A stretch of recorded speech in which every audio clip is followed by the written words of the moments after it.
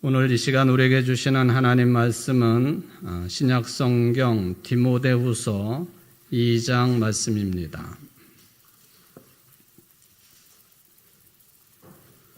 디모데후서 2장 8절부터 15절까지 말씀 봉독해 드리겠습니다. 내가 전한 복음대로 다윗의 씨로 죽은 자 가운데서 다시 살아나신 예수 그리스도를 기억하라. 복음으로 말미암아 내가 주인과 같이 매이는 데까지 고난을 받았으나 하나님의 말씀은 매이지 아니하니라.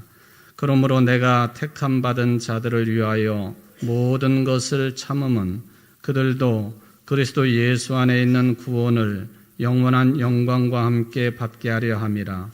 미쁘다 이 말이요 우리가 주와 함께 죽었으면 또한 함께 살 것이요 참으면 또한 함께 왕노릇할 것이요 우리가 주를 부인하면 주도 우리를 부인하실 것이라. 우리는 미쁨이 없을지라도 주는 항상 미쁘시니 자기를 부인하실 수 없으시리라.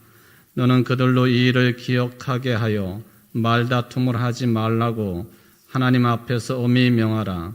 이는 유익이 하나도 없고 도리어 듣는 자들을 망하게 함이라.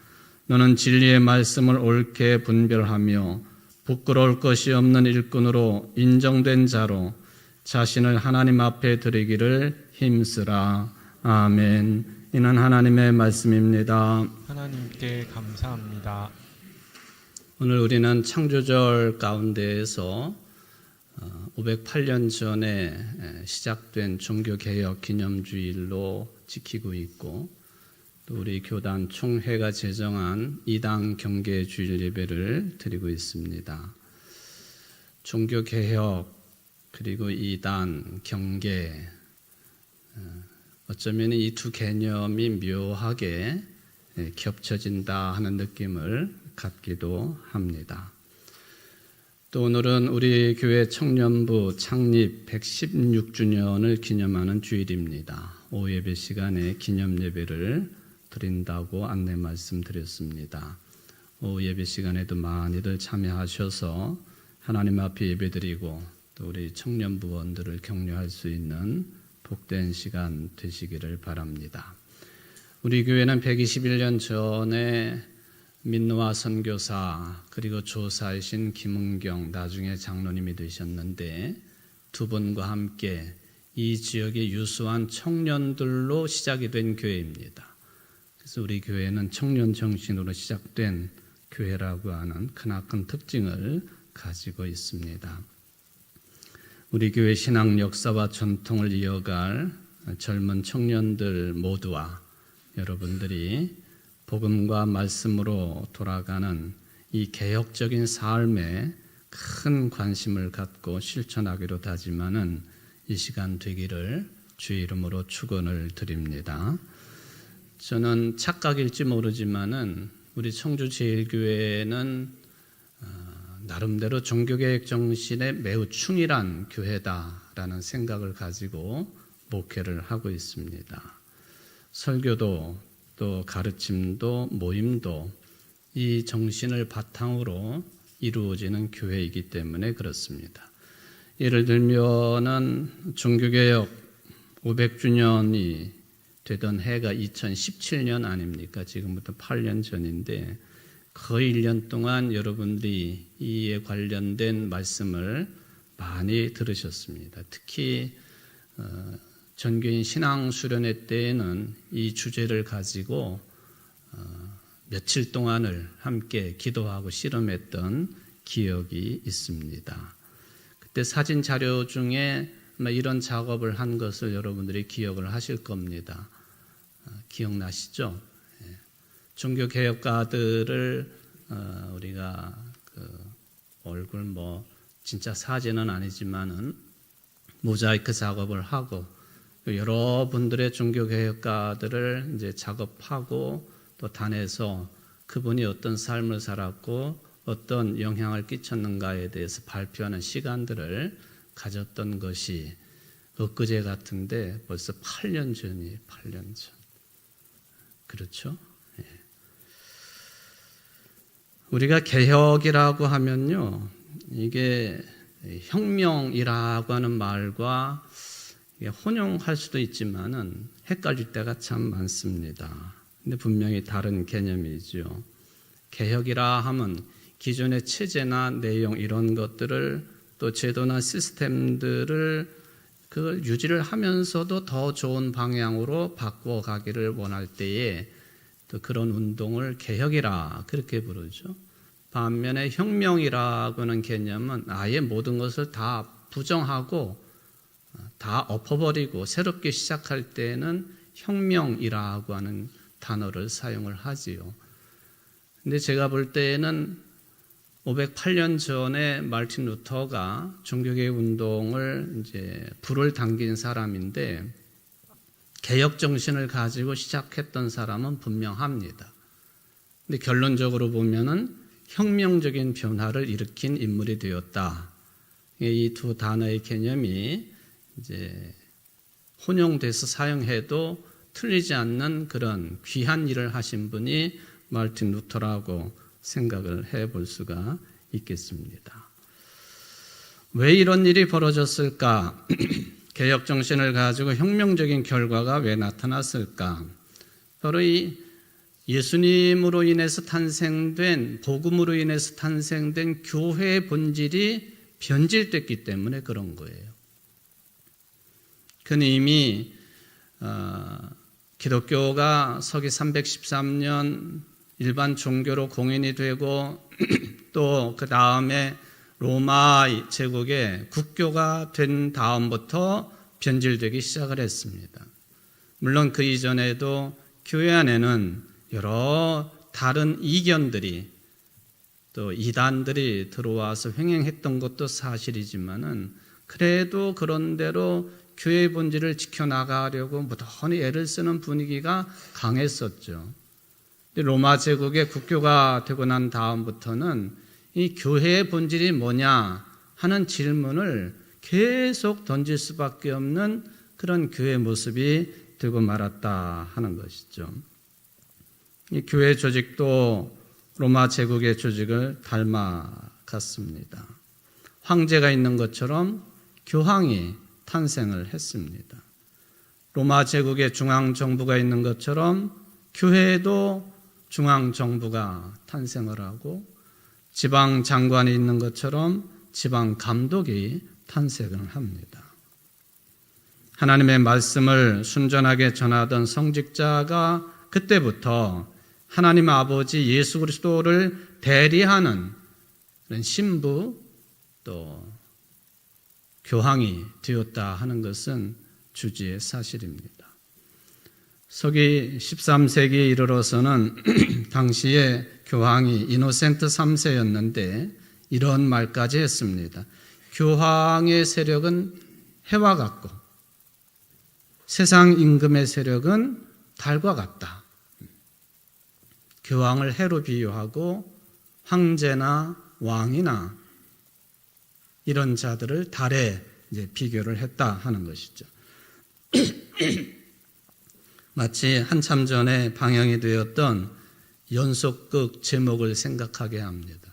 그건 좀 반대 현상이긴 하지만 해품달, 해를 품은 달 그런 표현이 있는데 여기는 교황을 해로 황제나 왕을 달로 비유를 합니다. 당연히 교회 안에 부패가 스며들었습니다. 사치와 오만이 횡행을 합니다. 그러니까 교회 안에 영적인 면은 약화되어지고 또 세상에서 권력을 행하는 권력기관처럼 조직화되고 타락했다 하는 것이죠. 또한 교회가 정해놓은 그런 어떤 교리를 어긋나게 가르치거나 펼치거나 하면은 이단으로 막아 세웠습니다. 이단들을 재판하기 위해서 종교재판소가 설치가 됩니다. 마치 지금의 검찰이 하는 역할을 이 종교재판소가 하게 되었습니다. 고문하고 또 이단자로 판결을 하면 재산을 몰수하고 반은 제국에 바치고 반은 교회가 차지를 합니다. 그리고 결국에는 불에 태워 죽였습니다. 사람들이 많이 모이는 광장에서 그런 일을 했는데 그 광장의 중심에는 언제나 교회당 건물이 우뚝하니 서 있는 것을 볼 수가 있습니다. 그래서 많은 사람들이 죽었습니다. 그것도 예수 그리스도의 이름으로 그런 일을 했습니다. 하나님의 이름으로 그런 일을 했습니다. 교회는 사랑의 공동체가 아니라 아주 무섭고 악독한 기관으로 전락이 되고 말았습니다. 지금도요, 교회가 세상 권력에 취하게 되면은 그렇게 되기 쉽다. 이것은 변함없는 내용인 것 같습니다. 이렇게 이단자들을 죽이고 불에 태워 죽이고 하는 그 일을 이제 신앙을 지키기 위해서, 교회를 지키기 위해서 그렇게 했다 하는 면도 있지만요, 그 이면에 보면은 교회가 재산을 갈취하기 위한 그런 목적도 거기에는 포함이 되어 있기도 했습니다. 근데 제가 일부 시간에는 그 그림을 미처 소개를 못 해드렸는데 그 그림이 이런 그림이 있습니다. 조금 어둠컴컴하긴 하지만 저 침대에 이제 죽음을 곧 앞둔 사람이 임종을 기다리고 있는데 신부 한 사람이 십자가를 들고 성호를 그으면서 그를 위해서 기도를 하고 있습니다. 위에 신부예요. 근데 아래 신부는 뭘 하고 있느냐 하면은 저 사람의 오른손 손가락을 끄집어내 가지고 종이에다가 지장을 찍게 만듭니다. 저는 일종의 유언장 같은 것이죠.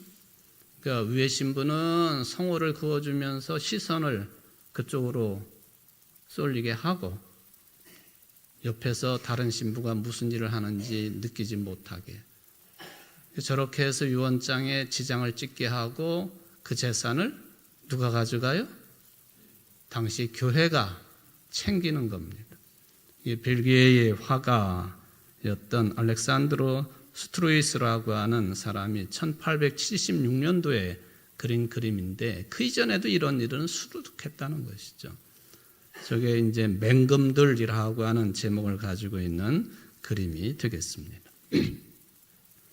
이미 종교개혁 이후에도 이런 일이 있었다고 할 때에 마르틴 루터가 508년 전 1517년 10월 31일 그 다음날 11월 1일이 모든 성인들을 위해서 기념하고 예배를 드리는 만성절인데 그 전날 독일의 북부지방 조그만 도시인 비텐베르크의 성교회 문에다가 95개 논제를 붙여 놓았습니다.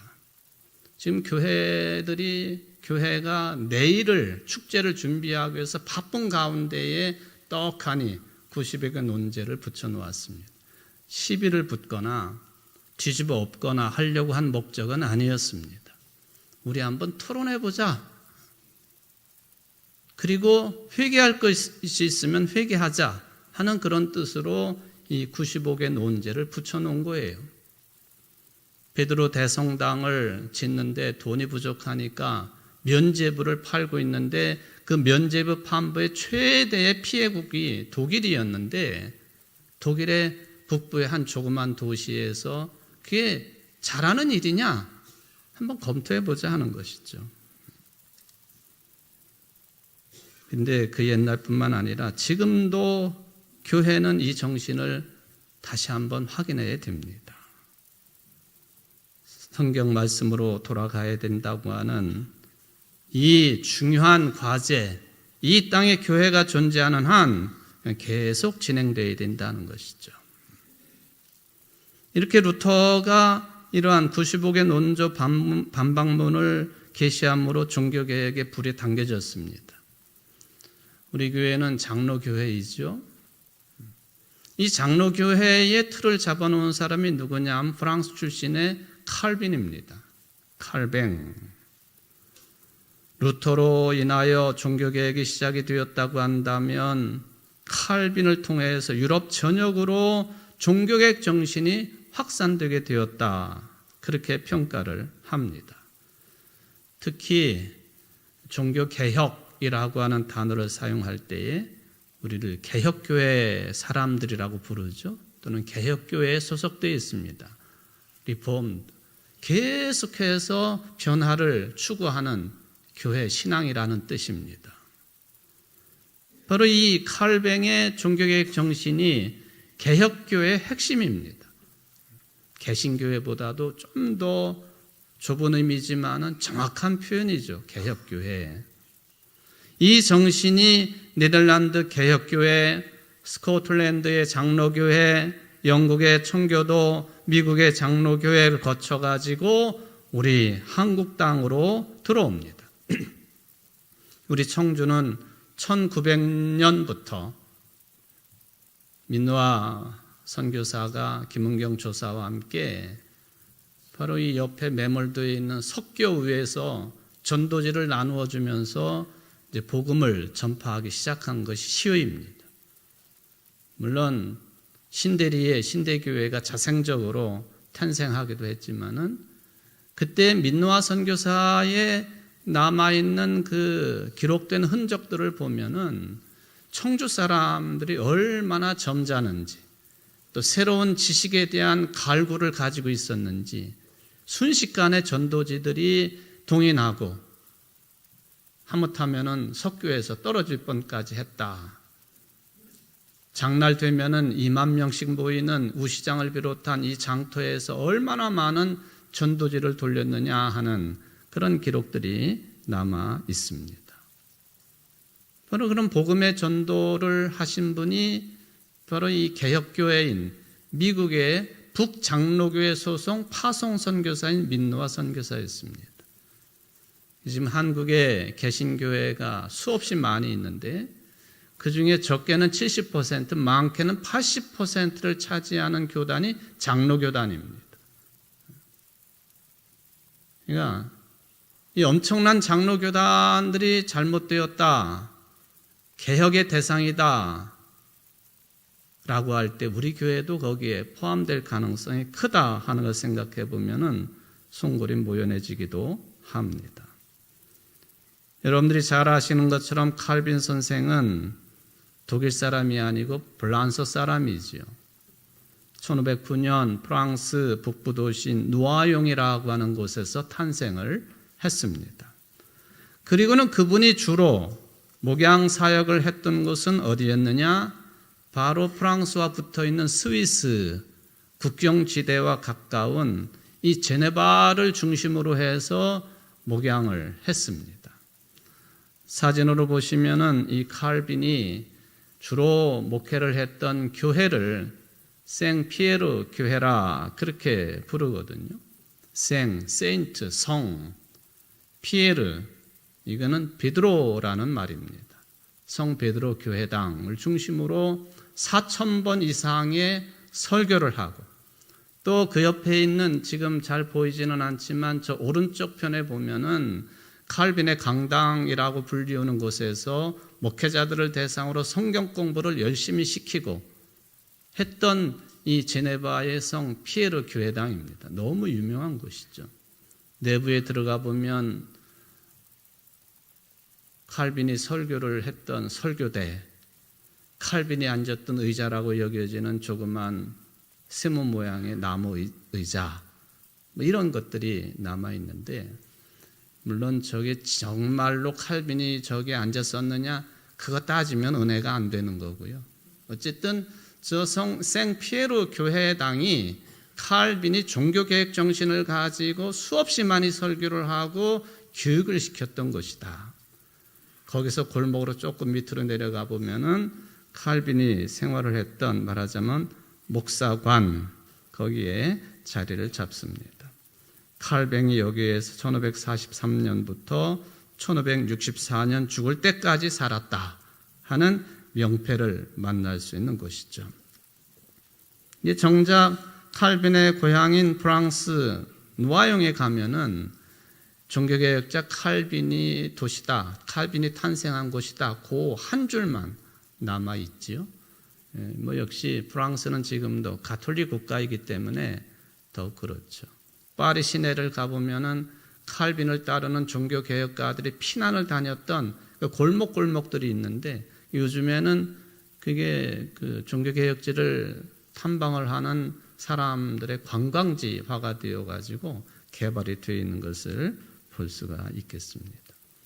이 칼빈의 출생도시인 노아용 하면은 오늘도 예배를 드리고 계시는 우리 박문선 목사님 두 아들들이 파리에서 사업을 하시는데 바로 그 노아용 교회 앞에서 아드님이 맛있는 식사를 대접해 주셔서 먹었던 기억이 나요. 어딜 가도 그런 맛있는 게 지금은 찾기가 어렵더라고요. 노아용 출신이다 하는 그런 얘기입니다. 제네바 하면은 가장 유명한 곳이 아무래도 종교개혁의 벽입니다. 옛 도시 성벽 아래 만들어진 기념물로서 칼빈 탄생 400주년을 기념해서 1909년에 착공을 해서 8년 뒤 완공이 된 이 종교개혁 벽이죠. 저기 네 분의 종교개혁가들이 세워져 있는데 왼쪽부터 파렐, 그리고 조금 도드라진 분이 칼빈, 그리고 베이즈 낙스라고 하는 분이에요. 칼빈이 왼쪽에 두 번째 분인데 조금 앞으로 튀어나와 있죠. 중요한 분이다 그런 얘기예요. 여기 칼뱅은 여기 종교개혁의 중요한 인물인데 그 옆에 있는 파렐이라고 하는 사람은 제네바의 종교개혁을 시작한 사람, 칼빈은 꽃 피운 사람, 베이즈는 그것을 계승한 사람, 낙스는 확산시킨 사람. 영국에까지 이 장로교회 정신을 이제 설파하고 완성시킨 사람, 그렇게 이야기를 할 수가 있겠습니다.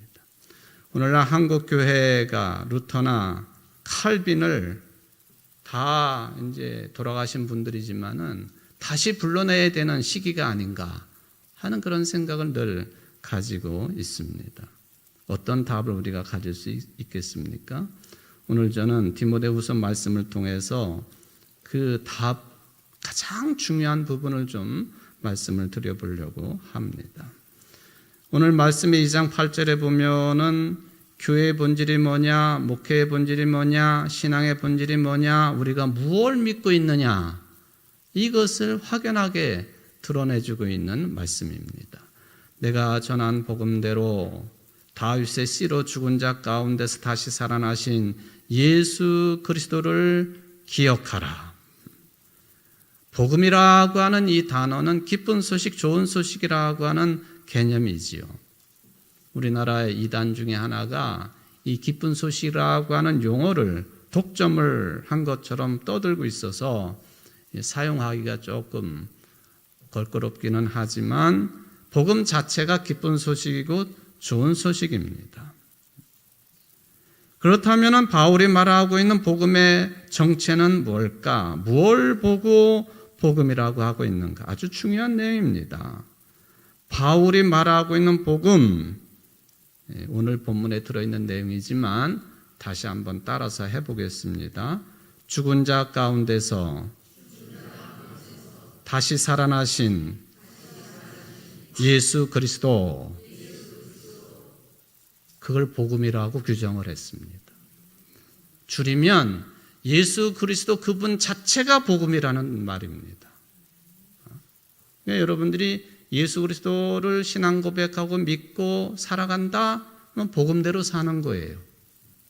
물론 그렇지 못할 때가 너무 많지만, 그런데 그 예수 그리스도께서 성경의 기록에 따르면은 우리들로 하여금 복음대로 살게 하시기 위하여, 구원받게 하시기 위하여, 영생의 삶을 살게 하시기 위하여 어떻게 하셨느냐? 죽으셨다가 죽은 자 가운데에서 다시 살아나셨다. 죽으셨다가 부활하셨다는 거예요. 그러니까 이 내용이 복음의 핵심입니다. 우리가 그걸 캐리그마라 그렇게 부르기도 하지요. 죽은 자 가운데서 다시 살아나신 예수 그리스도, 그게 복음이다 하는 것이죠. 여러분, 우리는 모두 다가 죽음을 피할 수 없는 존재죠. 앞으로 다 죽을 사람들이에요. 아침부터 그런 말 한다고 기분 나빠하지 마십시오. 다 죽을 사람들입니다. 그런 의미에서 보면 이미 우리는 죽은 자들이다 해도 틀리지 않습니다. 예외가 없습니다. 모두가 죽은 자들이다라고 하는 말은 무슨 뜻이냐 하면요, 우리는 모두 다가 죽음의 세력에 포획되어 있다, 포위되어 있다, 그런 뜻입니다. 돈에 포위되어 있고, 권력에 포위되어 있고, 미움과 시기와 질투에 포위되어 있고, 죽음의 세력에 포위되어 살아가고 있는 이미 죽은 자들이다. 여기서 벗어날 수가 없어요. 그런데 바울을 비롯한 초대교회 그리스도인들은요, 예수 그리스도께서는 이 죽음의 세력, 죽음의 어떤 힘, 거기에 굴복당하지 않으신 분으로 믿고 받아들인 겁니다. 그래서 우리는 예수님을 무덤에 가둘 수 없다고 성경을 통해서 읽고 찬송을 통해서 부르기도 합니다. 사도 바울은 고린도전서 15장 20절에 그리스도께서 죽은 자 가운데서 다시 살아나사 잠자는 자들의 첫 열매가 되셨도다라고 고백을 합니다. 죽었다가 다시 살아나신 예수님, 죽음의 세력이 그분을 포위할 수 없었다는 것이죠. 마태복음 22장에 보면은 예수님하고 사두개인들이 논쟁을 벌였습니다. 사두개인들은 특징이 부활을 믿지 않는 사람들입니다. 삐딱한 질문을 이들이 던졌습니다. 한 남자가 여자랑 결혼해 살던데 아이가 없이 그 남자가 죽었습니다. 그리고는 시동생이 그 형수와 결혼을 했습니다. 그렇게 7 형제들이 있었는데 우애 형들이 순서대로 다 죽었고, 그리고 시동생이 그 형수와 마지막까지 결혼해 살았는데, 마지막 하나님의 나라가 이루어지는 부활의 때 이 여자는 누구의 아내이겠습니까? 사두개인이 예수님에게 물어본 부활과 관련된 질문이었습니다. 실제로 이 형이 죽으면 그 형수를 시동생이 취하는 형사 취수 제도 또는 취수혼이라고도 부르죠. 화면에 보면 이제 한자로 저렇게 쓸 수가 있습니다. 특히 이게 유목민족에게 자주 나타나는 어떤 제도이기도 했습니다. 근데 이게 다른 나라에만 있었던 게 아니고 우리나라의 그 고구려 시대에도 나타나는 흔적으로 알려져 있습니다. 사기 110권 흉노열전에 보면은 이런 글이 있습니다. 부사 척이 후무. 그러니까 아버지가 죽으면 자식이 그 어머니 아버지 아내를 아내로 삼는다. 또 진취 형제사 진취 기처처지. 형제가 죽으면 죽은 형제의 아내를 모두 자기 아내로 삼는다. 물론 그 집안의 재산이 형이 죽으면 형수한테 넘겨질 터인데 그 형수가 만약에 다른 집안의 다른 성씨하고 결혼을 하면은 재산이 그리 빠져나가는 것 방지하기 위하여, 또 후손이 끊어지는 것을 방지하기 위하여, 또는 좀 더 긍정적으로 보면은 남편이 죽은 여인들이 살 길이 막막한데 시동생들이 그 집안이 그 여인을 돌본다 하는 개념으로 형사 취수제, 취수원이 실제적으로 있었다 하는 거예요. 예수님께서 이런 이야기를 들으시고는 부활 때에는 장가가거나 시집가는 게 아니라 하늘의 천사와 같게 된다라고 말씀하시고 아주 중요한 말씀을 덧붙여 놓으셨어요.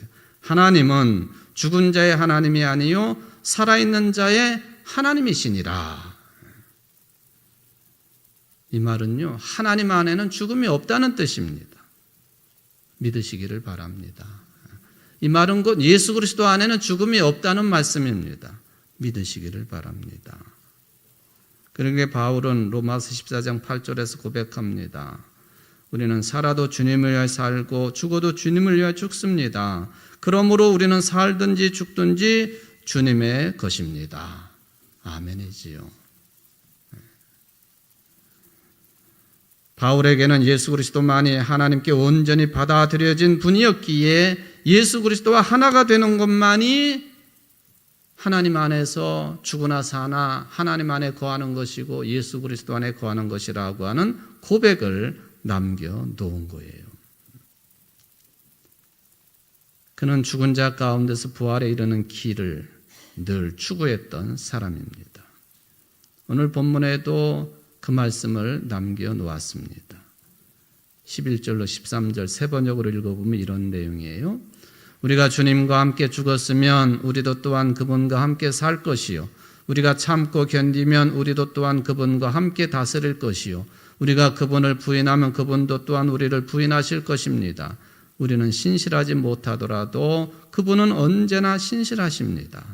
그분은 자기를 부인할 수 없으시기 때문입니다. 신실하다, 미쁘시다 그 뜻이 되겠습니다.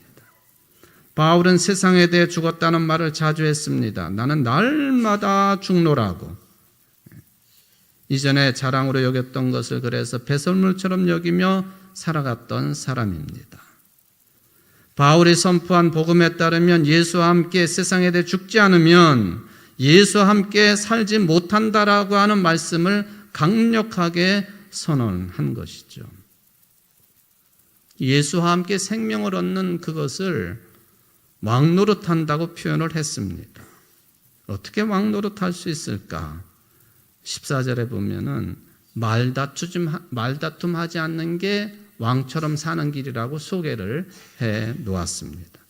물론 말다툼은 이단들과의 말다툼을 전제하고 있습니다만은 우리의 전 삶을 통하여 쓸데없는 말다툼은 우리의 영혼을 파괴하는 지름길이 될 수 있다 하는 생각도 해보게 됩니다.